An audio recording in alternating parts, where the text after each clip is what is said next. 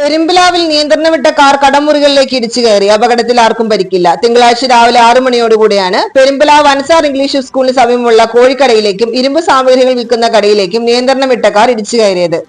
കുറ്റിപ്പുറം സ്വദേശികളായ യുവാക്കൾ സഞ്ചരിച്ചിരുന്ന കാറാണ് അപകടത്തിൽപ്പെട്ടത്. യുവാക്കൾ പരിക്കേൽക്കാതെ രക്ഷപ്പെട്ടു.